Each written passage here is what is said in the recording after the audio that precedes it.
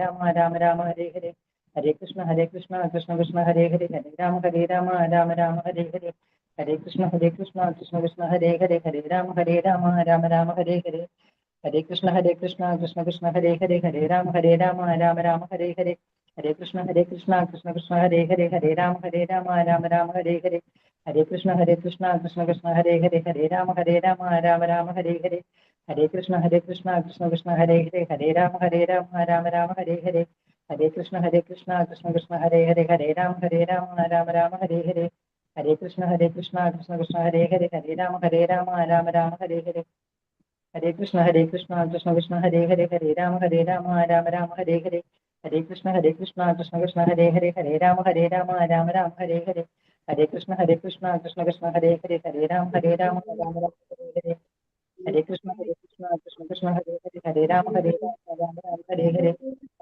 ഹരേ കൃഷ്ണ കൃഷ്ണ ഹരേ ഹരേ ഹരേ രാമ രാമ രാമ ഹരേ ഹരേ ഹരേ കൃഷ്ണ കൃഷ്ണ ഹരേ ഹരേ ഹരേ രാമ രാമ രാമ ഹരേ ഹരേ ഹരേ കൃഷ്ണ കൃഷ്ണ ഹരേ ഹരേ ഹരേ രാമ രാമ രാമ ഹരേ ഹരേ ഹരേ കൃഷ്ണ കൃഷ്ണ ഹരേ ഹരേ ഹരേ രാമ രാമ രാമ ഹരേ ഹരേ ഹരേ കൃഷ്ണ കൃഷ്ണ ഹരേ ഹരേ ഹരേ രാമ രാമ രാമ ഹരേ ഹരേ ഹരേ കൃഷ്ണ കൃഷ്ണ ഹരേ ഹരേ ഹരേ രാമ രാമ രാമ ഹരേ ഹരേ ഹരേ കൃഷ്ണ കൃഷ്ണ ഹരേ ഹരേ ഹരേ രാമ രാമ രാമ ഹരേ ഹരേ ഹരേ കൃഷ്ണ കൃഷ്ണ ഹരേ ഹരേ ഹരേ രാമ രാമ ഹരേ ഹരേ ഹരേ കൃഷ്ണ കൃഷ്ണ ഹരേ ഹരേ ഹരേ രാമ രാമ ഹരേ ഹരേ ഹരേ കൃഷ്ണ കൃഷ്ണ രാമ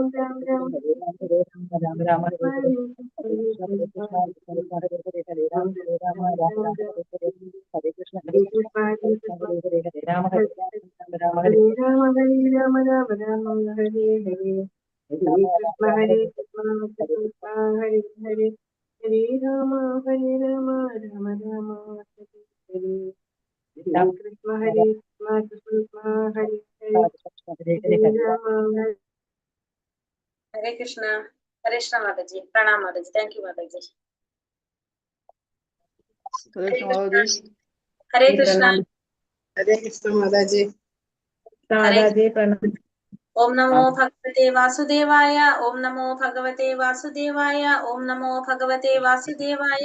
ओम अज्ञानतिमिरान्धस्य ज्ञानाञ्जनाशलाकया चक्षुरुन्मीलितं येन तस्मै श्रीगुरवे नमः। नमो विष्णुपादाय कृष्णप्रेष्ठाय भूतले श्रीमते भक्तिवेदान्त स्वामिनिधि नामिने। नमस्ते सारस्वते देवे गौरवाणी प्रचारिणे निर्विशेष शून्यवादी पाश्चात्य देशधारिणे। जय श्री कृष्ण चैतन्य प्रभु नित्यानंद श्री अद्वैत गदाधर श्रीवासादि गौर भक्त वृंद। हरे कृष्ण कृष्ण कृष्ण हरे हरे हरे राम राम राम हरे हरे। हरे कृष्ण। श्री श्री राधा गोविंद टेम्पल इस्कॉन മാംഗ്ലൂരിന്റെ ഭക്തിരസാമൃത സിന്ധു ക്ലാസ്സിലേക്ക് എല്ലാവർക്കും സ്വാഗതം. എല്ലാവർക്കും പ്രണാമം. ഹരേ കൃഷ്ണ. നമ്മൾ ഇന്ന് 7ാമത്തെ അധ്യായം എടുക്കണ്ടേ? ഹരേ കൃഷ്ണ. അപ്പൊ നമ്മള് 7ാമത്തെ അധ്യായം നിയാമക തത്വങ്ങളെ കുറിച്ചാണ് നമ്മൾ പറയുന്നത്. അപ്പൊ നമ്മൾ ഇന്നലെ 6ാമത്തെ അധ്യായത്തില് 64 നിയാമക തത്വങ്ങൾ കണ്ടു. 64 നിയാമക തത്വങ്ങളില് ആദ്യത്തെ 10 നമ്മൾ പറഞ്ഞു നമ്മൾ ചെയ്യേണ്ടതും, പിന്നത്തെ 10 നമ്മൾ ചെയ്യാൻ പാടില്ലാത്തതുമാണ്. പിന്നെ അത് കൂടാതെ വേറെ 44 ഉണ്ട്. അതില് ലാസ്റ്റത്തെ 5 പ്രധാനപ്പെട്ടത്, ആദ്യത്തെ 3 പ്രധാനപ്പെട്ടത്. ഇതൊക്കെ ചെയ്യണമെങ്കിൽ നമുക്ക് എന്ത് വേണം? ആദ്യത്തെ 3 ഉണ്ടെങ്കിലാണ് പിന്നെ നമുക്ക് അത് അങ്ങോട്ട് ചെയ്യാനായിട്ട് സാധിക്കുന്നത്. അപ്പൊ അത് ഏറ്റവും പ്രധാനപ്പെട്ടതാണ്, നമ്മൾ ചെയ്യേണ്ടതാണ്. അതുകൊണ്ട് അത് ഓരോ അധ്യായങ്ങളായിട്ട് ഈ 64 പ്രത്യേകം പറഞ്ഞു തരുന്നതാണ്. ഇനി വരുന്ന അധ്യായങ്ങൾ മുഴുവനും 14 അധ്യായം വരെ ഇത് തന്നെയാണ് പോകുന്നത്. ഈ പറഞ്ഞ പോയിന്റ്സ് തന്നെയാണ് ഓരോന്നും എടുത്ത് പറഞ്ഞു പോകുന്നത്. അപ്പൊ നമ്മളിന്ന് 7ാമത്തെ അധ്യായത്തിൽ എത്ര എണ്ണം പറയുന്നുണ്ട്? 7ാമത്തെ അധ്യായത്തില് 18 7ാമത്തെ അധ്യായത്തിൽ പറയുന്നത്. 7ാമത്തെ അധ്യായത്തില് 18 7ാമത്തെ അധ്യായത്തിൽ പറയുന്നത്. 19ാമത്തിന് മാത്രമായിട്ട് ഒരു അധ്യായം കൊടുത്തിരിക്കുക. അത്രയും പ്രധാനപ്പെട്ടതാണ് 19ാമത്തെ. അതിന് വേണ്ടിയിട്ട് ഒരു അധ്യായം കൊടുത്തിരിക്കുകയാണ് 8ാമത്തെ അധ്യായം. 19ാമത്തെ പോയിന്റ് എന്തായിരുന്നു? അതായത് ചെയ്യാൻ പാടില്ലാത്തതില് 9ാമത്തെ പോയിന്റ് എന്താണെന്ന് ഓർമ്മയുണ്ടോ? ഒഴിവാക്കേണ്ട അപരാധങ്ങൾ. ഏത്? 19 ഒഴിവാക്കേണ്ട അപരാധങ്ങൾ. അതായത് നാമജപം, ക്ഷേത്രാരാധന എന്നിവയുമായി ബന്ധപ്പെട്ട എല്ലാ തരത്തിലുള്ള ഉപദ്രവവും ഒഴിവാക്കേണ്ടതാണ് 19ാമത്തെ. അതായത് രണ്ടാമത്തേല് 9ാമത്തെ പറയുന്നത്, അതായത് നാമജപ അപരാധവും പിന്നെ അതുപോലെ തന്നെ ക്ഷേത്രാരാധനയിൽ വരുന്ന അപരാധവും, അത് രണ്ടും അത് ഏറ്റവും പ്രധാനപ്പെട്ടതായതുകൊണ്ട് അതൊരു അധ്യായമായിട്ടാണ് കൊടുത്തിരിക്കുന്നത്. നമുക്ക് ആദ്യം ക്ലാസ് എടുത്തിട്ട് ക്വസ്റ്റ്യൻസ് നോക്കാം അല്ലെ.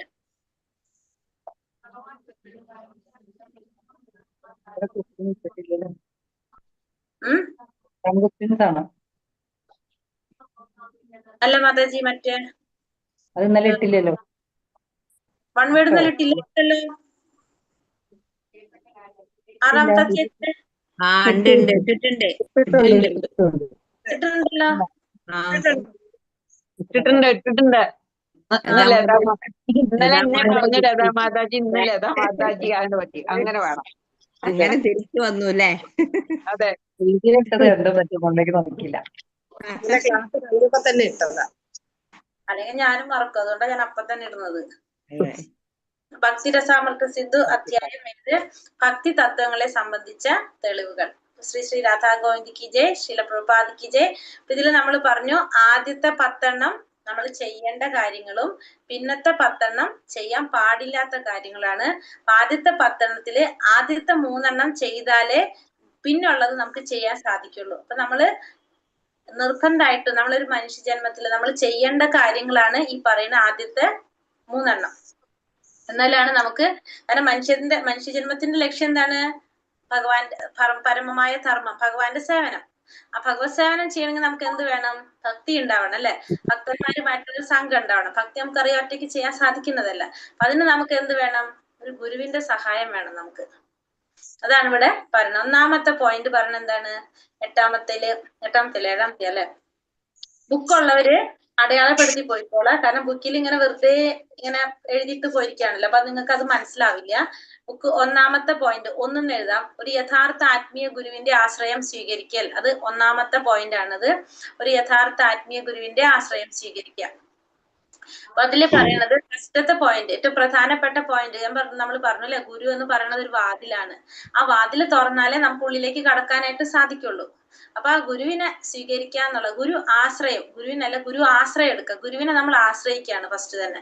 അപ്പൊ അതില് നമുക്കറിയാം, നമ്മൾ ഉപദേശാമൃതം പഠിച്ചവരാണ്. ഒരു ഗുരുവിന് വേണ്ട യോഗ്യതകൾ നമ്മൾ കണ്ടിട്ടുണ്ട്. എങ്ങനെയാണ്? ജനനേന്ദ്രിയം, ജിഹ്വ, ഉദരം, മനസ്സ്, വാക്ക്. അതായത് ജിഹ്വ, ഉദരം, ഉപസ്ഥം, വാക്ക്, ഇതിനൊക്കെ നിയന്ത്രിച്ച വ്യക്തി ആണ് ആര്? ഒരു ഗുരു എന്ന് പറയുന്നത്. നമുക്കറിയാം ഇന്ദ്രിയ സംതൃപ്തനത്തിന് സഹായകമായി നിൽക്കുന്ന മധ്യവർത്തികൾ അഥവാ സഹായികൾ, ഇവരെ നിയന്ത്രിക്കാൻ കഴിഞ്ഞ ആർക്കും ലോകത്തെവിടെയും ശിഷ്യന്മാരെ സ്വീകരിക്കാം. നമുക്കറിയാം അല്ലെ, വാചോ വേഗം, മനസാക്രോധ വേഗം, ജിഹ്വാ വേഗം, ഉത്തര ഉപസ്ഥ വേഗം, ഏതാൻ വേഗാനിയ വിഷഹേത തീരഹ സർവാമപീമാം പൃഥിവ്യംസ ശിഷ്യർ. അതാണ് ഇവിടെ ഫസ്റ്റ് പറയണത്. ആ ഗുരുവിന് വേണ്ട യോഗ്യതകൾ നമുക്കറിയാം. അങ്ങനെയുള്ള ഒരു ഗുരുവിനെ നമുക്ക് ആരായിട്ട് സ്വീകരിക്കാം? നമുക്ക് ഗുരുവായിട്ട് സ്വീകരിക്കാം. ആ ഗുരുവിനെ ശിഷ്യന്മാരെ സ്വീകരിക്കാനുള്ള യോഗ്യതയുള്ളവനുമാണ്. ഒരു യഥാർത്ഥ ആത്മീയ ഗുരുവിനെ ആശ്രയിക്കാം. ആത്മീയ ജീവിതത്തിന്റെ പുരോഗതിയിൽ നിർണായകമായ ഒരു ഘട്ടമാണ് ഇത്തരം ആത്മീയ ആചാര്യനെ സ്വീകരിക്കുക എന്നത്. അങ്ങനെ ഒരു ആത്മീയ ആചാര്യന്റെ ആശ്രയം കണ്ടെത്താൻ ഭാഗ്യം സിദ്ധിക്കുന്നവൻ ആത്മപരിത്രാണനത്തിന് പാന്താവ് തരണം ചെയ്യുമെന്ന കാര്യത്തിൽ സംശയമില്ല. അപ്പൊ നമുക്ക് ആത്മാവിന് മോചനം കൊടുക്കണമെങ്കിൽ നമ്മൾ എന്ത് വേണം? നമ്മള് ഒരു ഗുരുവിനെ സ്വീകരിക്കണം. ആ ഗുരുവിനെ സ്വീകരിച്ചാൽ മാത്രമേ, ആ ഗുരുവിൽ ആശ്രയം കണ്ടെത്താൻ ഭാഗ്യം കിട്ടിയാൽ മാത്രമേ നമുക്ക് ആ ആത്മാവിനെ എന്ത് സാധിക്കുള്ളൂ? ആ ഭഗവാനിലേക്ക് കണക്ട് ചെയ്ത് കൊടുക്കാനായിട്ട് നമുക്ക് സാധിക്കുന്നുള്ളൂ. അതുകൊണ്ട് ആത്മീയ ആചാര്യനെ ഫസ്റ്റ് നമ്മൾ ചെയ്യേണ്ടത് ഒരു യഥാർത്ഥ ആത്മീയ ഗുരുവിന്റെ ആശ്രയം സ്വീകരിക്കുക. ഫസ്റ്റ് ആണ് ഗുരു ആശ്രയം എടുക്കുക. ഗുരു ആശ്രയം എടുക്കുക എന്നാണ് നമ്മൾ പറയാ. ഗുരു ആശ്രയം എടുക്കുക എന്നുള്ളതാണ് ആദ്യത്തെ പോയിന്റ്. 2ാമത്തെ പോയിന്റ് പറയുന്നത് ആത്മീയ ആചാര്യൻ എന്നുള്ള പ്രാരംഭ ഉപദേശ സ്വീകരണവും നിർദ്ദേശങ്ങൾ കൈക്കൊള്ളലും. അതാണ് 2ാമത്തെ പോയിന്റ്. അതായത് ദീക്ഷ എടുക്കുക. 2ാമത്താണ് എന്ത് പറയുന്നത്? പ്രാരംഭ ഉപദേശം സ്വീകരിക്കുക, നിർദ്ദേശങ്ങൾ കൈക്കൊള്ള, ദീക്ഷ എടുക്കുക. രണ്ടാമത്തെ പോയിന്റ്, ശിഷ്യൻ ആത്മീയ ഗുരുവിനെ സ്വീകരിക്കുന്നത് കേവലം ഗുരുവായിട്ട് മാത്രമല്ല, പരമാത്മാവായ ഭഗവാന്റെ പ്രതിനിധിയായിട്ട് കൂടിയാണ്. അപ്പൊ ഒരു ഗുരുവിനെ സ്വീകരിക്കുന്നത് ഒരു ശിഷ്യൻ ഗുരുവായിട്ട് മാത്രമല്ല കാണുന്നത്, ഭഗവാന്റെ പ്രതിനിധിയായിട്ടാണ് ആരെ കാണുന്നത്? ഗുരുവിനെ കാണുന്നത്. ആത്മീയ ഗുരുവിൽ തികഞ്ഞ ഭക്ത്യാദരങ്ങളോടെ ശ്രീമദ് ഭാഗവതം ശ്രദ്ധയോടെ പാരായണം ചെയ്യണം. അപ്പൊ ആത്മീയ ഗുരുവിൽ ഭക്ത്യാദരങ്ങളോടെ എന്ത് വേണം? ശ്രീമദ് ഭാഗവതം ശ്രദ്ധയോടെ പാരായണം ചെയ്യുന്ന പറയുന്നത്. കാരണം അത്ര ശ്രേഷ്ഠപ്പെട്ട വിശേഷപ്പെട്ട ഗ്രന്ഥമാണ് എന്ത്? ഭാഗവതം. കാരണം അത് സ്വയം ഭഗവാൻ തന്നെയാണത്. ഗ്രന്ഥരൂപത്തിൽ ഭഗവാൻ ഇരിക്കുന്നതാണ് എന്ത്? ഭാഗവതം എന്ന് പറയുന്നത്. അപ്പൊ അതുകൊണ്ട് ഭാഗവതം പാരായണം ചെയ്യണം. ആത്മീയ ആചാര്യനെ തൃപ്തനാക്കുക എന്നതായിരിക്കണം ശിഷ്യന്റെ മനോഗതിയും ലക്ഷ്യവും. അതോടെ ആത്മജ്ഞാനം എന്തെന്നറിയാൻ അത് വളരെയേറെ സഹായിക്കും. വേദങ്ങളും ഇക്കാര്യങ്ങൾ എടുത്തു പറയുന്നുണ്ട്. അപ്പൊ നമ്മള് പ്രധാനപ്പെട്ട നമ്മുടെ ലക്ഷ്യം എപ്പോഴും എന്താണ്? ആ ഗുരുവിനെ സന്തോഷിപ്പിക്കുക എന്നുള്ളതാണ് നമ്മുടെ ലക്ഷ്യം. ഗുരു സന്തോഷിച്ചാൽ ആരാണ് സന്തോഷിക്കുന്നത്? ഭഗവാനാണ് സന്തോഷിക്കുന്നത്. അത് ശാസ്ത്രങ്ങളിൽ വേദങ്ങളിലും എടുത്തു പറയുന്ന ഒരു കാര്യമാണ്. ഒരു ശിഷ്യന്റെ ലക്ഷ്യവും മനോഗതിയും എല്ലാം എപ്പോഴും എന്തായിരിക്കണം? ആചാര്യനെ സന്തോഷിക്കുക, തൃപ്തിപ്പെടുത്തുക എന്നുള്ളതാണ്. ആ ആചാര്യൻ നമുക്ക് മനസ്സിലായി, ആ തരത്തിൽ ക്വാളിറ്റി ഉള്ള വ്യക്തിയാണ് ആചാര്യൻ. ആ ആചാര്യനെ തൃപ്തനാക്കുക എന്ന് പറയുന്നത് ആരെ തൃപ്തനാക്കുന്നതിന് തുല്യാണ്? ഭഗവാനെ തൃപ്തനാക്കുന്നതിന് തുല്യമാണ്. കാരണം ഈ ആചാര്യൻ എപ്പോഴാണ് സംതൃപ്തി ഉണ്ടാവുക? നമ്മൾ എത്രത്തോളം ഭഗവാനിലേക്ക് അടുക്കുന്നോ, ഭഗവാനെ കുറിച്ച് അറിയുന്നോ, പറയുന്നോ, അപ്പോഴാണ് ആ ആചാര്യന് സന്തോഷം ഉണ്ടാവുന്നത്. അതുകൊണ്ട് ആചാര്യനെ സന്തോഷപ്പെടുത്തുക എന്നുള്ളതായിരിക്കണം ആ ശിഷ്യന്റെ ലക്ഷ്യവും ആയിരിക്കണം. ഭഗവാനിലും ആത്മീയ ഗുരുവിലും അചഞ്ചലമായി ഭക്തിവിശ്വാസങ്ങൾ ഉള്ളയാൾക്ക് എല്ലാ കാര്യങ്ങളും വളരെ വേഗത്തിൽ വെളിപ്പെട്ട് കിട്ടുമെന്ന് രൂപഗോസ്വാമി പറയുന്നു. അപ്പോ ഭഗവാനിൽ വിശ്വാസമുണ്ട്, ഗുരുവിൽ വിശ്വാസം ഉണ്ടെങ്കിൽ ഓട്ടോമാറ്റിക്കലി അയാൾക്ക് എന്താണ്? അയാൾ ആഗ്രഹിക്കുന്ന കാര്യങ്ങളെല്ലാം തന്നെത്താനെ വെളിപ്പെട്ട് വരുന്നുള്ളത് വളരെ വേഗത്തിൽ വെളിപ്പെട്ട് കിട്ടുമെന്ന് രൂപഗോസ്വാമി വിശദീകരിക്കുന്നുണ്ട്. അപ്പൊ രണ്ടാമത്തെ പോയിന്റ്, ഫസ്റ്റ് നമ്മൾ ഗുരു ആശ്രയം എടുക്കുക. രണ്ടാമത്തത് ആത്മീയ ആചാര്യൻ നിന്ന് പ്രാരംഭ ഉപദേശം സ്വീകരിക്കുക, നിർദ്ദേശങ്ങൾ കൈക്കൊള്ളതാണ് ദീക്ഷ എടുക്കുക. മൂന്നാമത്തെ പോയിന്റ്, ഭക്തി വിശ്വാസങ്ങളോടുള്ള ആചാര്യ സേവ. മൂന്നാമത്തെ എന്താ പറയുന്നത്? ആചാര്യനെ സേവിക്കുക. മൂന്നാമത്തേതാണ് സേവ. ആചാര്യനെ സേവിക്കുക എന്നുള്ളതാണ് മൂന്നാമത്തെ. ശ്രീമദ് ഭാഗവതം 11-ാം സ്കന്ധം 7-ാം അധ്യായം 27-ാം ശ്ലോകത്തിൽ ഭഗവാൻ ഉദ്ധവരോട് പറയുകയാണ്, ആത്മീയ ഗുരുവിനെ എന്റെ പ്രതിനിധിയായിട്ടല്ല ഞാനായിട്ട് വേണം സ്വീകരിക്കാൻ. അപ്പൊ ഗുരുവിനെ നമ്മൾ എങ്ങനെയാ കാണേണ്ടത്? പ്രതിനിധിയായിട്ടല്ല ഗുരുവിനെ കാണേണ്ടത്, ഞാനായിട്ട്, ഭഗവാനായിട്ട് തന്നെ വേണം ആരെ കാണാൻ? ഗുരുവിനെ കാണുന്നത്. ആരെ പറഞ്ഞിരിക്കുന്നത്? ഭഗവാൻ പറഞ്ഞിരിക്കുന്നതാണിത്. ഭഗവാൻ പറഞ്ഞിരിക്കുന്നത് ഒരു ഗുരുവിനെ ഗുരുവായിട്ടല്ല ഞാനായിട്ടാണ് വേണം കരുതാനായിട്ട്. ഒരു സാധാരണ മനുഷ്യന്റെ നിലയിൽ ഒരിക്കലും അദ്ദേഹത്തെ കരുത്. ഒരു ഗുരുവിനെ നമ്മൾ ഒരിക്കലും സാധാരണ മനുഷ്യനാണെന്ന് ചിന്തിക്കരുത്. ഒരിക്കലും ആത്മീയ ആചാര്യനോട് അസൂയയോ ഈർഷ്യയോ പ്രകടിപ്പിക്കാനായിട്ട് പാടില്ല. ആത്മീയ ഗുരുവിന്റെ സേവനത്തിലൂടെ എല്ലാ ദേവന്മാരെയും സേവിക്കാനാവും. ഇപ്പൊ ഗുരുവിന്റെ സേവനം ചെയ്തു കഴിഞ്ഞാല് എല്ലാ ദേവന്മാരെയും സേവിക്കാനായിട്ട് നമുക്ക് സാധിക്കും. അപ്പൊ ഇവിടെ നമുക്ക് ഗുരുവിന്റെ സേവ എന്ന് പറയുമ്പോൾ രണ്ട് തരത്തിൽ സേവ പറയാം ഗുരുവിന്. ഒന്ന് വപ്പു സേവ, രണ്ടാമത്തത് വാണി സേവ. ബുക്കിൽ ഇല്ലാത്തതാണ്, അത് നോട്ട് ചെയ്യാം. അപ്പൊ നമ്മൾ രണ്ട് തരത്തിൽ ഗുരുവിന് സേവ ചെയ്യാം നമുക്ക്. ഒന്ന് വപ്പു സേവ ചെയ്യാം. രണ്ടാമത്തത് വാണി സേവ ചെയ്യാം. വപ്പു സേവ, വാണി സേവ രണ്ട് തരത്തിലാണ് ഗുരുവിന് സേവ ചെയ്യുന്നത്. വാണി സേവ എന്ന് പറഞ്ഞാൽ എന്താണ്? വാണി എന്ന് പറയുമ്പോ എന്തായിരിക്കും വരുന്നത്? വാണി സേവ എന്ന് പറഞ്ഞാല് വാക്ക് അല്ലെ? വാക്ക്, അതായത് ഗുരുവിന്റെ വാക്കുകൾ അനുസരിക്കുക, ഗുരു പറയുന്നത് അനുസരിക്കുക എന്നുള്ളതാണ് എന്ത്? ഗുരുവിന് വാണി സേവ ചെയ്യാന്ന് പറഞ്ഞാല് ഗുരുവിന്റെ നിർദ്ദേശങ്ങൾ അനുസരിക്കുക, ഗുരു പറയുന്നത് അനുസരിക്കുക, അതാണ് എന്ത്? വാണി സേവ. വപ്പു സേവ എന്ന് പറഞ്ഞത് ശാരീരികമായിട്ട് നമ്മൾ ചെയ്യുന്ന സേവ, ശരീരം കൊണ്ട് നമ്മൾ ചെയ്യുന്ന സേവയാണ് എന്ത്? വപ്പു സേവ പറയുന്നത്, ശരീരം കൊണ്ട്. അപ്പൊ രണ്ടു തരത്തില് സേവ ചെയ്യാം. വപ്പു സേവ ചെയ്യാം, വാണി സേവ ചെയ്യാം. വാണി സേവ എന്ന് വെച്ചാൽ ഗുരു പറയുന്നത് മുഴുവൻ അനുസരിക്കുക. വപ്പു സേവ എന്ന് വെച്ചാല് ശരീരം കൊണ്ട് നമ്മൾ ചെയ്യാം. അങ്ങനെയാണ് നമുക്ക് രണ്ട് തരത്തില്. അപ്പൊ പക്ഷെ ഇതിൽ ഏറ്റവും കൂടുതൽ നമുക്ക് ചെയ്യാൻ സാധിക്കുന്ന എന്താണ്? എല്ലാവർക്കും വാണി സേവ ചെയ്യാൻ സാധിക്കില്ല.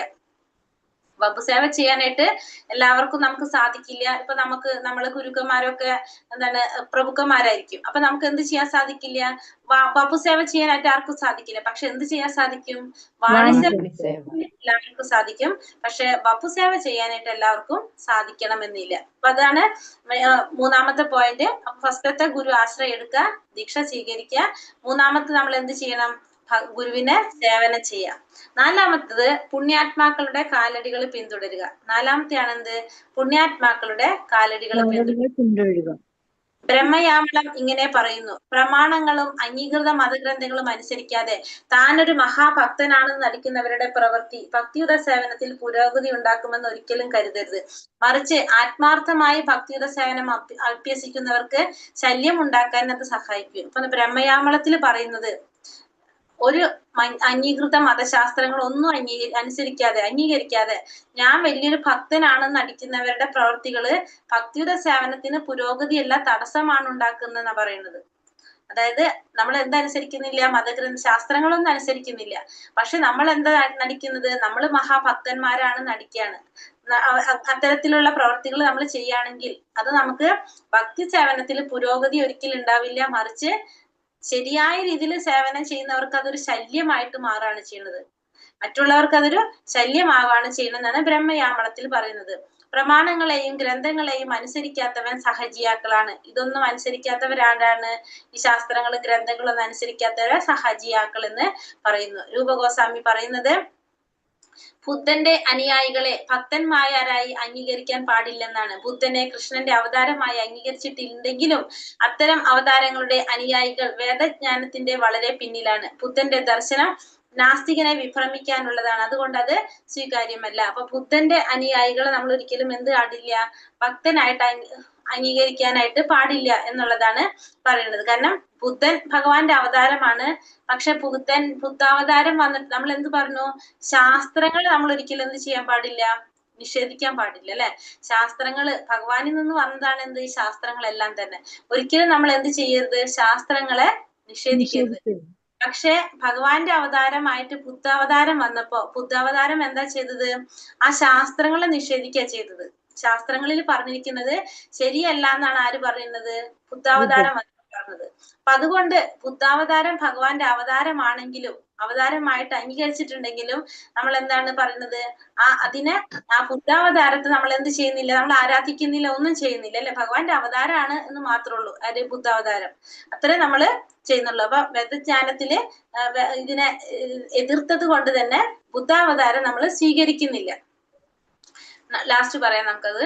നിത്യമായ 5ാമത്തെ പോയിന്റ്, നിത്യമായ മതതത്വങ്ങളെ കുറിച്ചുള്ള അന്വേഷണം. 5ാമത്തെ പോയിന്റ്, നിത്യമായ മതതത്വങ്ങളെ കുറിച്ചുള്ള അന്വേഷണം.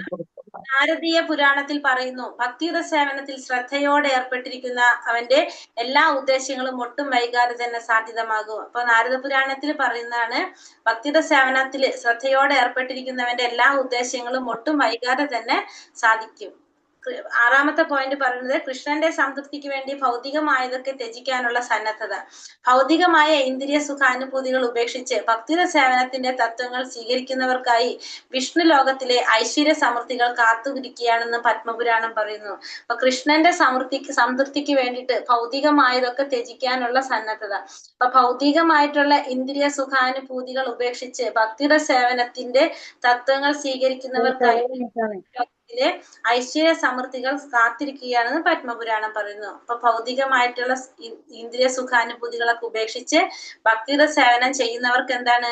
ഭഗവാന്റെ വിഷ്ണു ലോകത്തിലെ എല്ലാ ഐശ്വര്യ സമൃദ്ധികളും കാത്തിരിക്കുകയാണെന്നാണ് പത്മപുരാണത്തില് പറയുന്നത്. ഇനി 7ാമത്തെ പുണ്യഭൂമിയിലെ വാസം. ദ്വാരകയിൽ 6 മാസമോ 1 മാസമോ 1 പക്ഷമോ ഒരാഴ്ച അല്ലെങ്കിൽ താമസിക്കുന്നവർക്കായിട്ട് വൈകുണ്ഠ ലോകവും സാരൂപ്യമുക്തി തുടങ്ങിയ സർവ്വലാഭങ്ങളും കാത്തിരിക്കുകയാണെന്ന് സ്കന്ദപുരാണം പറയുന്നു. അപ്പൊ സ്കന്ദപുരാണത്തിൽ പറയാണ് ദ്വാരകയിൽ 6 മാസം താമസിക്കുക, 1 മാസോ അല്ലെങ്കിൽ 1 പക്ഷോ അങ്ങനെ താമസിക്കുന്നവർക്ക് സാരൂപ്യമുക്തി സർവ്വലാഭങ്ങൾ കാത്തിരിക്കുകയാണ് എന്ന് സ്കന്ദപുരാണം പറയുന്നു. ഉപരിലോകത്തു നിന്ന് ദേവന്മാർക്ക് പോലും ജഗന്നാഥപുരിയിലുള്ള ആളുകളെ വൈകുണ്ഠനാഥന്റെ അതേ രൂപത്തിൽ കാണാൻ സാധിക്കും. അപ്പോൾ ഭൂമിയില് വരുന്ന ജഗന്നാഥപുരിയിലുള്ള ആളുകളെ, ജഗന്നാഥപുരി എന്ന് വെച്ചാൽ പുരുഷോത്തമ ക്ഷേത്രമാണ്. ഈ കലിയുഗത്തില് നമ്മള് ദർശിക്കേണ്ട ഒരു ക്ഷേത്രമാണ് മെയിൻ ആയിട്ട് എന്ത്? ഈ ജഗന്നാഥപുരി എന്ന് പറയുന്നത്, പുരുഷോത്തമ ക്ഷേത്രം. ആ ജഗന്നാഥപുരിയിലുള്ളവരെ ഉപരിലോകത്ത് നിന്ന് ദേവന്മാരുടെ ലോകത്ത് നിന്ന് നോക്കുമ്പോ ദേവന്മാർക്ക് എങ്ങനെയാ തോന്നുന്നത്? വൈകുണ്ഠനാഥന്റെ അതേ രൂപത്തില് ചതുർഭുജ ബാഹുവായിട്ടാണ് ആരെ കാണുന്നത്? ഈ ജഗന്നാഥപുരിയിലെ ജനങ്ങളെ കാണുന്നത്. ജഗന്നാഥപുരിയിലുള്ള ആളുകളെ കാണുന്നത് ചതുർഭുജ രൂപത്തിലാണ് കാണാനായിട്ട് സാധിക്കുന്നത്. ശ്രീകൃഷ്ണന്റെ പാതാരവിന്ദങ്ങളിൽ അർപ്പിക്കപ്പെട്ട തുളസിപ്പൂവിന്റെ ഗന്ധമാണ് ഗംഗാ നദിയിലെ ജലത്തിന്. അതങ്ങനെ ഗംഗ സദാ ഒഴുകിക്കൊണ്ട് ഭഗവാൻ കൃഷ്ണന്റെ പ്രശസ്തികളും ഐശ്വര്യങ്ങളും പ്രചരിപ്പിക്കുന്നു. അപ്പൊ ഗംഗാ നദിയിലെ ജലം എന്ന് പറയുന്നത് എങ്ങനെയാണ്? ഭഗവാന്റെ പാതാരവിന്ദങ്ങളിൽ അർപ്പിക്കപ്പെട്ട തുളസിപ്പൂവിന്റെ ഗന്ധമാണ് ഗംഗാ നദിയിലെ ജലത്തിന്. ആ ഗംഗ എന്താ ചെയ്യണത്? സദാ ഒഴുകിക്കൊണ്ട് ഭഗവാന്റെ പ്രശസ്തികള് ഐശ്വര്യങ്ങളൊക്കെ പ്രചരിപ്പിക്കുകയാണ് ആര് ചെയ്യുന്നത്? ഗംഗ ചെയ്യുന്നത്. അതാണ് 7ാമത്തെ പുണ്യ ഭൂമിയിലെ വാസം. പിന്നെ അവശ്യം വേണ്ടത് മാത്രം സ്വീകരിക്കുക. നമുക്ക് വേണ്ടത് മാത്രം, നമുക്ക് എന്ത് ചെയ്യാൻ സാധിക്കും, എങ്ങനെ ചെയ്യാൻ പറ്റും, എത്ര ചെയ്യാൻ പറ്റും, അത് മാത്രം നമ്മൾ സ്വീകരിക്കുക. മറ്റെല്ലാത്തത് നമ്മൾ എന്താ കൈക്കൊള്ളാതിരിക്കുക. അതാണ് അവശ്യം വേണ്ടത് മാത്രം സ്വീകരിക്കുക എന്ന് പറയുന്നത്. ഇനി ഏകാദശി നാളിൽ ഉപവാസം അനുഷ്ഠിക്കുക. അടിസ്ഥാന തത്വം വളരെ വെറുതെ പട്ടിണി കിടക്കുക എന്നല്ല, മറിച്ച് ഗോവിന്ദനിൽ, അതായത് കൃഷ്ണനിൽ ഭക്തി വർദ്ധിപ്പിക്കുക എന്നാണ്. അപ്പൊ നമ്മള് ഏകാദശി നാളിൽ ഉപവസിക്കാന്ന് വെച്ചാൽ നമ്മൾ പട്ടിണി എടുക്കാന്നല്ല. അതിന്റെ അർത്ഥം എന്താണ്? ഭഗവാനിൽ ഭക്തി വർദ്ധിപ്പിക്കുക എന്നുള്ളതാണ് എന്തുകൊണ്ട് ഉദ്ദേശിക്കുന്നത്? ഏകാദശി വർദ്ധിപ്പിക്കുക എന്നുള്ളത് ഉദ്ദേശിക്കുന്നത്. ഇനി 10ാമത്തത് അശ്വത്ഥ പൂജ. അശ്വത്ഥം എന്ന് വെച്ചാൽ എന്താണ്? അരയാൽ വൃക്ഷം, അരയാലിന്റെ പൂജ. അരയാൽ പൂജ ഭക്തന്മാര് തുളസിച്ചെടി, നെല്ലിച്ചെടി, നെല്ലിവൃക്ഷം, പിന്നെ വെള്ളമൊഴിക്കണമെന്ന് സ്കന്ദപുരാണത്തിൽ പറയുന്നുണ്ട്. പിന്നെ ഗോക്കളെയും ബ്രാഹ്മണരെയും പൂജിക്കേണ്ടതാണ്. വൈഷ്ണവരെ പ്രണമിക്കണം, അവരെ ധ്യാനിക്കണം. പിന്നെ പൂർവ്വ പാപങ്ങളുടെ ശക്തി കുറയ്ക്കാനായിട്ട് ഇതൊക്കെ സഹായിക്കും. അപ്പൊ നമ്മള് തുളസിച്ചെടി, നെല്ലിവൃക്ഷം, അശ്വത്ഥ പൂജ്യം, ഇതിന്റെയൊക്കെ പൂജ ചെയ്യേണ്ടതാണ്. ഗോക്കളെയും ബ്രാഹ്മണരെയും പൂജിക്കണം, വൈഷ്ണവരെ പ്രണമിക്കണം, അവരെ ധ്യാനിക്കണം. ഇതൊക്കെ നമ്മുടെ പൂർവ്വ പാപങ്ങളുടെ ശക്തി ഇല്ലാതാക്കാനായിട്ട് ഒരു ഭക്തനെ സഹായിക്കുന്നതാണ്. ഇതാണ് 10 നമ്മൾ ചെയ്യേണ്ട കാര്യങ്ങള്. ഇനി ചെയ്യാൻ പാടില്ലാത്ത 10 പറയാനുള്ളത്. ഭക്തിശൂന്യന്മാരുടെ സംസർഗം ഉപേക്ഷിക്കുക. മഹാപ്രഭു വൈഷ്ണവന്റെ പൊതുവെയുള്ള പെരുമാറ്റ രീതി ഭക്തിശൂന്യന്മാരുടെ സംസർഗം ഒഴിവാക്കണം. അപ്പൊ ഫസ്റ്റത്തെ പോയിന്റ് എന്താണ്? ഭക്തി ഇല്ലാത്തവരുമായിട്ടുള്ള സംസർഗം ഒഴിവാക്കണം. ഈ ഭക്തിശൂന്യന്മാർ ആരൊക്കെയാണ്? അപ്പൊ നിരീശ്വരവാദികള്, മായാവാദികള്, ദേവന്മാരെ ആരാധിക്കുന്നവരൊക്കെ ആരാണ്? ഭക്തിശൂന്യന്മാരാണ്. 3 കൂട്ടര്: നിരീശ്വരവാദികള്, മായാവാദികള്, ദേവന്മാരെ ആരാധിക്കുന്നവരെല്ലാം ഭക്തിശൂന്യന്മാരാണ്. അവരുമായിട്ടുള്ള സംസർഗം ഒഴിവാക്കണം. പിന്നെ കാർത്യായനി സംഹിതയിൽ പറയുന്നത് ഭഗവാന്റെ സർവാധീശത്തെ എന്നും നിഷേധിക്കുന്ന ഭക്തിഹീനന്മാരെ സഹവസിക്കുന്നതിനേക്കാൾ ഭേദം കാരാഗൃഹത്തിലോ ജ്വലിക്കുന്ന അഗ്നിയിലോ കഴിയുന്നതാണ്. ഇനി ഭഗവാന്റെ ആ സർവാധീശത്വം അത് നിഷേധിക്കുന്ന ഭക്തിഹീനന്മാരുമായിട്ട് സഹവസിക്കുന്നതിനേക്കാളും നല്ലത് എന്താണ്? ഒന്നുകിൽ പോയിട്ട് കാരാഗൃഹത്തിലോ അല്ലെങ്കിൽ ജ്വലിക്കുന്ന അഗ്നികുണ്ഡത്തിലോ കഴിയുന്നതാണ് ഇതിനേലും ഭേദം. വിഷ്ണു രഹസ്യത്തിൽ പറയുന്നത് പലതരത്തിലുള്ള ദേവന്മാരെ ആരാധിക്കുന്നവരും ഭൗതിക ലാഭങ്ങളാൽ ഉത്തേജിതരും ആയവരുമായുള്ള സംസർഗത്താൽ ഭേദം സർപ്പത്തെയോ വ്യാഘ്രത്തെയോ ചീങ്കണ്ണിയെയോ ആശ്ലേഷിക്കുന്നതാണ്. അപ്പൊ വിഷ്ണു രഹസ്യത്തിൽ പറയുന്നത് പലതരത്തിലുള്ള ദേവന്മാരെ ആരാധിക്കാം, ഭൗതികമായിട്ടുള്ള അഭിലാഷങ്ങളാൽ ഉത്തേജിതരായിട്ട് ആയവുമായിട്ടുള്ള സംസർഗത്തേക്കാൾ ഭേദം, അത്തരത്തിലുള്ളവരുമായിട്ടുള്ള സംസർഗത്തെക്കാൾ നല്ലത് എന്താണ്? സർപ്പത്തെയോ, വ്യാഘ്രം എന്ന് വെച്ചാൽ ചീങ്കണ്ണി ഉണ്ട്, ഉണ്ടല്ലേ ചീങ്കണ്ണി, അതേപോലത്തെ മുതലേ അതിനെ ആശ്ലേഷിക്കുന്നതാണെന്നാണ് പറയുന്നത്. അപ്പൊ അത്രയും എന്താ ഇവിടെ പറയുന്നത്? ദേവന്മാരെ ആരാധിക്കുന്നവരും ഭൗതിക അഭിലാഷങ്ങളാൽ ഉത്തേജിക്കപ്പെടുന്നതും ഒട്ടും ശരിയല്ല എന്നാ പറയുന്നത്. ഇവിടെ സർപ്പത്തെയോ വ്യാഘ്രത്തെയോ ചീങ്കണ്ണിയെയോ ആശ്രയിക്കുന്നതിന് തുല്യമാണ്. അപ്പൊ നമ്മളത് ഉപേക്ഷിക്കണം എന്നുള്ളതാണ് ഇവിടെ പറയുന്നത്. ഇനി അടുത്തത് 11 കഴിഞ്ഞ 12, 13, 14 അടുത്തത്. അയോഗ്യരായ ശിഷ്യന്മാർ കണക്കറ്റ ക്ഷേത്ര നിർമ്മാണം, കണക്കിൽ കവിഞ്ഞ ഗ്രന്ഥപാരായണം എന്നിവ അംഗീകരിക്കാതിരിക്കുക. പ്രായോഗികമായി നോക്കുമ്പോൾ കൃഷ്ണാവബോധത്തിന്റെ ശാസ്ത്രം മനസ്സിലാക്കാൻ ഭഗവത്ഗീത, ശ്രീമദ് ഭാഗവതം, ചൈതന്യ മഹാപ്രഭുവിന്റെ ഉപദേശങ്ങൾ, ഭക്തിരസാമൃത സിന്ധു എന്നീ ഗ്രന്ഥങ്ങൾ മാത്രമേ വേണ്ടൂ. മറ്റു ഗ്രന്ഥങ്ങൾ വായിക്കാനുള്ള തത്രപ്പാട് ഒഴിവാക്കാം. അപ്പൊ നമ്മള് കൃഷ്ണാവബോധത്തിൽ നമുക്ക് മനസ്സിലാക്കാൻ എന്തൊക്കെ ഗ്രന്ഥം വേണ്ടു? ഭഗവത്ഗീത മാത്രം മതി. പിന്നെ അടുത്തത് എന്താ പറയുന്നത്? ഭാഗവതം. എന്താണ്? ഭഗവാനെ കുറിച്ച് അറിയാൻ വേണ്ടിയിട്ടാണ് ഭാഗവതം വായിക്കുന്നത്. ശരിക്കും നമ്മൾ ആ ഭഗവത്ഗീത എന്ന് വെച്ചാൽ നമ്മുടെ ലൈഫ് മാനുവലാണ്, നമുക്ക് വഴികാട്ടിയാണ് ഭഗവത്ഗീത. ആ ഭഗവത്ഗീത എന്ന് പറഞ്ഞ ഒറ്റൊരു ഗ്രന്ഥം മതി നമുക്ക് നമ്മുടെ ജീവിതം തന്നെ മാറ്റാനായിട്ട്. അപ്പൊ നമുക്ക് ഭഗവത്ഗീത, ഭാഗവതം, ചൈതന്യ പ്രഭുവിന്റെ ഉപദേശങ്ങൾ, അതായത് ടീച്ചിങ് ഓഫ് ലോർഡ് ചൈതന്യ എന്ന് പറയും. ചൈതന്യ മഹാപ്രഭുവിന്റെ ശിക്ഷണങ്ങൾ അതിന്റെ പേര് ടീച്ചിങ് ഓഫ് ലോർഡ് ചൈതന്യ. അത് ഭക്തിരസാമൃത സിന്ധു. ഈ ഗ്രന്ഥങ്ങൾ മാത്രമാണ് എന്തിനു വേണ്ടത്? ഇത് മാറ്റാനായിട്ട്. മറ്റു ഗ്രന്ഥങ്ങൾ വായിക്കുന്നത് ഒഴിവാക്കാം. പിന്നെ ഗ്രന്ഥങ്ങൾ വായിക്കേണ്ട ആവശ്യമില്ല, വേറെ ഗ്രന്ഥങ്ങൾ ഇത് തന്നെ വായിച്ചു തീരില്ല നമ്മുടെ. പിന്നത്തത് ശ്രീമദ് ഭാഗവതം 7:13-8 നാരദ മുനി പറയുന്നു, സന്യാസം സ്വീകരിച്ച ഒരാൾ അയോഗ്യരായ ശിഷ്യന്മാരെ സ്വീകരിക്കരുത്. യഥാർത്ഥത്തിൽ കൃഷ്ണാവബോധം അന്വേഷിച്ചെത്തിയവനാണോ ശിഷ്യത്വം നേടി വന്നിരിക്കുന്നതെന്ന് സന്യാസി പരീക്ഷിച്ചറിയണം. അപ്പൊ സന്യാസം സ്വീകരിച്ച ഒരു വ്യക്തി അയോഗ്യരായിട്ടുള്ളവരെ ശിഷ്യന്മാരായിട്ട് സ്വീകരിക്കരുത്. അപ്പൊ അങ്ങനെ ശിഷ്യരാവാൻ വന്നിട്ടുള്ളവർ യഥാർത്ഥത്തില് അത് തേടി വന്നത് തന്നെയാണോ എന്നുള്ളത് പരീക്ഷിച്ചറിയേണ്ടതാണ്. ചൈതന്യ മഹാപ്രഭുവിന്റെ പരമ്പരയിലുള്ള ആചാര്യന്മാർ ആരും തന്നെ ക്ഷേത്ര നിർമ്മാണത്തിൽ ഉത്സാഹികളല്ല. എങ്കിലും ഒരു സേവനം എന്ന നിലയിൽ ആരെങ്കിലും മുന്നോട്ട് വന്നാൽ ആ ശിഷ്യന്മാരെ ആചാര്യന്മാർ പ്രോത്സാഹിപ്പിക്കുകയും ചെയ്യും. ഉദാഹരണത്തിന് രൂപഗോസ്വാമി ചെയ്തത്. അപ്പൊ ആചാര്യന്മാർ ഒട്ടും എന്തിന് ഉത്സാഹികളല്ല ക്ഷേത്ര നിർമ്മാണത്തിന്. ഒരു സേവനം എന്ന നിലയിൽ പക്ഷെ ആരെങ്കിലും മുന്നോട്ട് വരികയാണെങ്കിൽ അതിനവര് എന്ത് ചെയ്യില്ല, തടയുന്നുമില്ല, പ്രോത്സാഹിപ്പിക്കുന്നുള്ള തടയുന്നില്ല. ശ്രീല ഭക്തി സിദ്ധാന്ത സരസ്വതി ഗോസ്വാമി മഹാരാജ് പണമുള്ളവർ ക്ഷേത്രം പണിയാൻ പണം പുറപ്പെടുന്നതിന് പകരം കൃഷ്ണാവബോധ പ്രസ്ഥാനത്തിന്റെ ആധികാരിക ഗ്രന്ഥങ്ങൾ വിവിധ ഭാഷകളിൽ അച്ചടിച്ച് പ്രസിദ്ധീകരിക്കാൻ പണം ചെലവാക്കണം. അപ്പോ ശ്രീല ഭക്തി സിദ്ധാന്ത സരസ്വതി ഗോസ്വാമി മഹാരാജ് എന്താ പറയണത്, പണമുള്ളവര് ക്ഷേത്രം പണിയാൻ വേണ്ടിയിട്ട് പണം എടുക്കുന്നതിന് പകരം എന്ത് ചെയ്യാ, കൃഷ്ണാവബോധം പ്രചരിപ്പിക്കാൻ വേണ്ടിയിട്ട് പുസ്തകങ്ങൾ അടിച്ച് വിതരണം ചെയ്യാനായിട്ട് സാധിക്കും. അതിനു വേണ്ടിയിട്ട് ആ പൈസ ഉപയോഗിക്കാന്നാണ് ആര് പറയണത്, ഭക്തി സിദ്ധാന്ത സരസ്വതി ഗോസ്വാമി മഹാരാജ്. ഇനി 15-16 പറയുന്നത്, സാധാരണ പെരുമാറ്റത്തിൽ ഋജുബുദ്ധിയും ലാഭഛേദങ്ങളിൽ സ്വഭാവവും. പത്മപുരാണത്തിൽ പറയുന്നു, കൃഷ്ണാവബോധത്തിൽ ഏർപ്പെട്ടിരിക്കുന്നവർ ഭൗതികമായ ലാഭചേതനകളാൽ വ്യാകുലപ്പെടരുത്. ഭൗതികമായ നഷ്ടമുണ്ടാകുന്നതിൽ വ്യാകുലപ്പെടാൻ പാടില്ല. ആ അവസരത്തിലും ഉള്ളിൽ കൃഷ്ണനെ കുറിച്ച് മാത്രമേ ചിന്തിക്കാൻ പാടുള്ളൂ.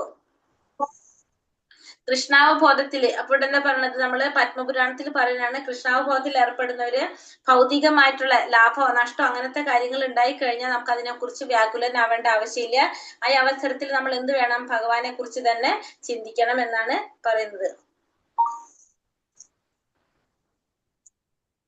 പത്മപുരാണം പറയുന്നു, ദുഃഖത്തിനും രോഷത്തിനും അധീനപ്പെട്ടു പോയ മനസ്സിൽ കൃഷ്ണന്റെ സാന്നിധ്യം ഉണ്ടാവില്ല. ദുഃഖവും രോധവും അധീനപ്പെട്ടു പോയി കഴിഞ്ഞാൽ മനസ്സില് ഭഗവാന്റെ സാന്നിധ്യം ഉണ്ടാവില്ല. വൈഷ്ണവ ദർശനം അനുസരിച്ച് അടുത്തതാണ് എന്ത്, ഇനി 16 കഴിഞ്ഞാൽ 17. ദേവതാരാധന പറയുന്നത്, ദേവന്മാരെ ഒരിക്കലും നമ്മൾ എന്ത് ചെയ്യാൻ പാടില്ല, നിന്ദിക്കാൻ പാടില്ല. വൈഷ്ണവ ദർശനം അനുസരിച്ച് ഒരു ഉറുമ്പ് പോലും മാനിക്കപ്പെടേണ്ടതാണ്. അപ്പോൾ പിന്നെ ശിവന്റെയും ബ്രഹ്മാവിന്റെയും കാര്യം പറയണോ? അപ്പൊ എല്ലാവരും നമുക്ക് മനസ്സിലാക്കുന്നത്, വൈഷ്ണവ ദർശനം അനുസരിച്ച് എല്ലാവർക്കും എന്ത് വേണം, എല്ലാം ആരാധിക്കേണ്ടതാണ്. അപ്പൊ വൈഷ്ണവ ദർശനം അനുസരിച്ച് ആരെയും മാനിക്കപ്പെടാതിരിക്കാൻ പാടില്ല, എല്ലാവരെയും മാനിക്കേണ്ടതാണ്. അപ്പൊ പിന്നെ ശിവനെയും ബ്രഹ്മാവിനെയും മാനിക്കേണ്ടെന്ന് നമുക്ക് പറയാൻ പറ്റുമോ? ഇല്ല, എല്ലാവരെയും മാനിച്ചിരിക്കണം. അപ്പൊ ദേവന്മാരെ ഒരിക്കലും നമ്മൾ നിന്ദിക്കാൻ പാടില്ല. 17ാമത്തെ പോയിന്റ്, ചെയ്യാൻ പാടില്ലാത്ത കാര്യത്തിൽ പറയുന്നത്, ദേവന്മാരെ ഒരിക്കലും നിന്ദിക്കാൻ പാടില്ല. ഒരാൾ ദേവന്മാരുടെ ആരാധകൻ അല്ലായിരിക്കാം എന്ന് വെച്ച് ദേവന്മാരെ നിന്ദിക്കാൻ അയാൾക്ക് അവകാശമില്ല. ഇപ്പൊ ദേവന്മാരുടെ ഭക്തൻ അല്ലെങ്കിൽ പോലും അയാൾക്ക് എന്തില്ല, ദേവന്മാരെ നിന്ദിക്കാനുള്ള അവകാശം അയാൾക്കില്ല. ഉദാഹരണമായിട്ട് ഒരു വൈഷ്ണവൻ ഒരിക്കലും ശിവന്റെയോ ബ്രഹ്മാവിന്റെയോ ഭക്തനായിരിക്കില്ല. വൈഷ്ണവൻ ഒരിക്കലും ആരാവില്ല. വൈഷ്ണവൻ എന്ന് പറഞ്ഞ എന്താണ്, ഭഗവാൻ കൃഷ്ണനെ ആരാധിക്കുന്നവര്, അതാണ് വൈഷ്ണവര്. വൈഷ്ണവർ ഒരിക്കലും ആരുടെ, ബ്രഹ്മാവിന്റെ ഭക്തനാവില്ല. എങ്കിലും ഇത്തരം ഉന്നതനായിട്ടുള്ള ദേവന്മാരെ മാനിക്കാൻ അയാൾ ധർമ്മബന്ധനാണ്. പക്ഷെ എന്നാൽ പോലും അയാൾക്ക് എന്തിനു ബാധ്യതയുണ്ട്, ഇത്തരത്തിലുള്ള ഉന്നതമായ ഭക്തന്മാരെ മാനിക്കാൻ അയാൾക്ക് ബാധ്യതയുണ്ട്. വൈഷ്ണവ ധർമ്മം അനുസരിച്ച് ഒരു ഉറുമ്പ് പോലും മാനിക്കപ്പെടേണ്ടതാണ്. അപ്പോൾ പിന്നെ ശിവന്റെ അല്ലെങ്കിൽ ബ്രഹ്മാവിന്റെ കാര്യം പറയേണ്ടതില്ലല്ലോ.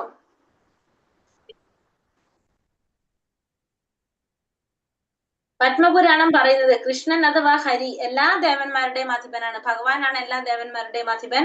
അതുകൊണ്ട് തന്നെ അദ്ദേഹം സദാ ആരാധ്യനാണ്. പക്ഷെ അതിന്റെ അർത്ഥം എന്തല്ല, ദേവന്മാരെ ആരാധിക്കേണ്ട എന്നല്ല അതിന്റെ അർത്ഥം. ജീവചൈതന്യങ്ങളിൽ ഒന്നിനെയും വേദനിപ്പിക്കരുത്. 18ാമത്തെ പോയിന്റ്, ജീവാത്മാക്കളിൽ ഒന്നിനെയും വേദനിപ്പിക്കാൻ പാടില്ല.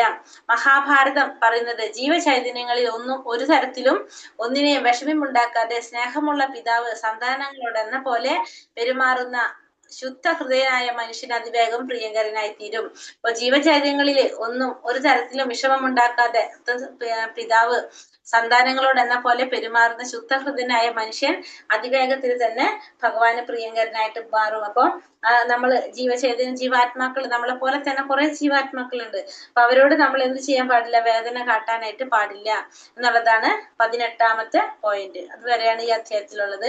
ഹരേ കൃഷ്ണ കൃഷ്ണ കൃഷ്ണ ഹരേ ഹരേ, ഹരേ രാമ രാമ രാമ ഹരേ ഹരേ. വഞ്ചകൽപതരൂപേശ്ച കൃപാ സിന്ധോഭ്യവ ച പതിതാനാം പാവനേഭ്യോ വൈഷ്ണവേഭ്യോ നമോ നമഃ. अनंत कोटि वैष्णव वृंद की जय, श्री प्रभुपाद की जय, गुरुदेव की जय, निताय गौर परमानंद, हरि हरि बोल। हरे कृष्णा।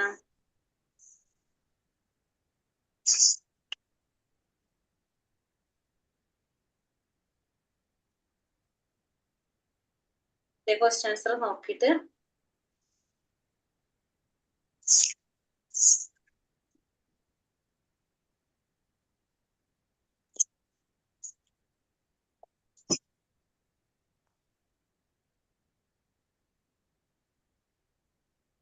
ഹരേ കൃഷ്ണ. സാധനാ ഭക്തിയുടെ ഭാഗമായി രൂപഗോസ്വാമി നിർദ്ദേശിച്ചിട്ടുള്ള ആകെ നിയാമക തത്വങ്ങൾ എത്രയാണ്? ശ്യാമ തുളസി മാതാജി.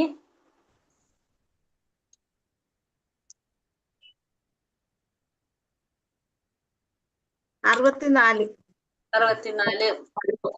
ആദ്യത്തെ 20 പ്രധാന തത്വങ്ങളെ എങ്ങനെയുള്ള 2 വിഭാഗങ്ങളായാണ് തിരിച്ചിരിക്കുന്നത്? രാജശ്രീ മാതാജി. രാജശ്രീ മാതാജി, ആദ്യത്തെ 20 എണ്ണം.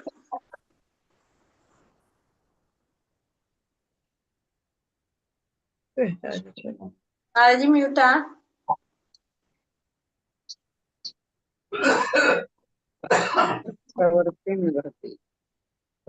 അടുത്ത കളിക്ക് പോവാം അല്ലെ? നീനു മാതാജി പറഞ്ഞോളൂ.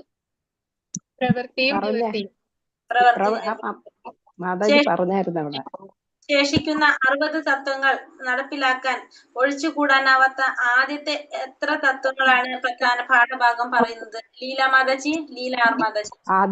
ആദ്യത്തെ 3 എണ്ണം. ആദ്യത്തെ 3 എണ്ണം. ഭക്തിയിലേക്ക് പ്രവേശിക്കാൻ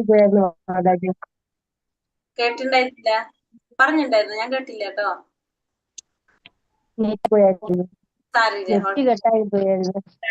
ഭക്തിയിലേക്ക് പ്രവേശിക്കാനുള്ള ആദ്യത്തെ വാതിലായി വിശേഷിപ്പിക്കുന്നത് ഏതിനെയാണ്? മിനി മാതാജി, മിനി കേവി മാതാജി. ഗുരുവിനെ ആശ്രയിക്കുക. ഗുരുവിനെ ആശ്രയിക്കുക നമ്മുടെ വാതിൽ. താഴെ പറയുന്നവയിൽ പ്രവൃത്തി അല്ലെങ്കിൽ ചെയ്യേണ്ട കാര്യങ്ങൾ എന്ന വിഭാഗത്തിൽ ഉൾപ്പെടുന്നത് ഏതാണ്? ലളിത മാതാജി. ഏകാദശി നാളിൽ ഉപവസിക്കുക. ഏകാദശി നാളിൽ ഉപവസിക്കുക. ക്ഷേത്രങ്ങൾ ആർഭാടമായി പണിയുക. സോറി, ഭക്തി നശിപ്പിക്കാതിരിക്കാൻ ഒഴിവാക്കേണ്ട ഒരു പ്രത്യേക കാര്യം എന്താണ്? ഹേമലത മാതാജി. മ്യൂട്ടാ മാതാജി. ഭക്തിഹീനന്മാരുടെ സമ്പർക്കം ഒഴിവാക്കണം. ഗ്രന്ഥപാരായണത്തെയും പ്രഭാഷണത്തെയും കുറിച്ച് നൽകിയിട്ടുള്ള കർശനമായ നിർദ്ദേശം എന്താണ്? ഭാഗ്യലീല മാതാജി. മാതാജി 5ാമത്തെ പറഞ്ഞേ. ഒരു മിനിറ്റ് മാതാജി, കംപ്ലീറ്റ്. ഗ്രന്ഥപാരായണത്തെയും പ്രഭാഷണത്തെയും കുറിച്ച് നൽകിയിട്ടുള്ള കർശനമായ നിർദ്ദേശം എന്താണ്? 7ാമത്തെ. അത് പറഞ്ഞില്ല എന്നുള്ളു, എടുത്തില്ലല്ലോ. പറഞ്ഞില്ല.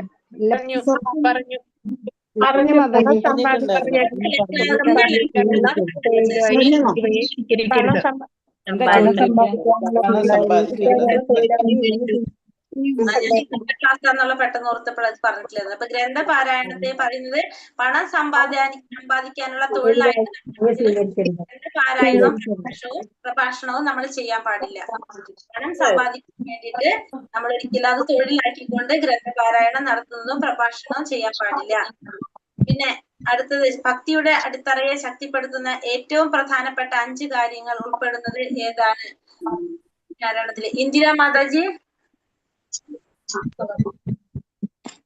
ഭാഗവത ശ്രവണം. മറ്റുള്ളവരുമായുള്ള പെരുമാറ്റത്തിൽ ഒരു ഭക്തൻ പുലർത്തേണ്ട ഗുണം എന്താണ്? ബീന പ്രഭു. ആർക്കും അനാവശ്യമായ ശല്യം ഉണ്ടാക്കരുത്. ഭഗവാനെയോ ഭക്തന്മാരെയോ നിന്ദിക്കുന്നത് കേട്ടാൽ ഒരു ഭക്തൻ എങ്ങനെ പ്രതികരിക്കണം? അനിത മാതാജി. സഹിഷ്ണുത കാണിക്കരുത്, അവരോട് ദയ കാണിക്കരുത്. അവരോട് ദയ കാണിക്കരുത്. ഹരേ കൃഷ്ണ. ചെയ്യാൻ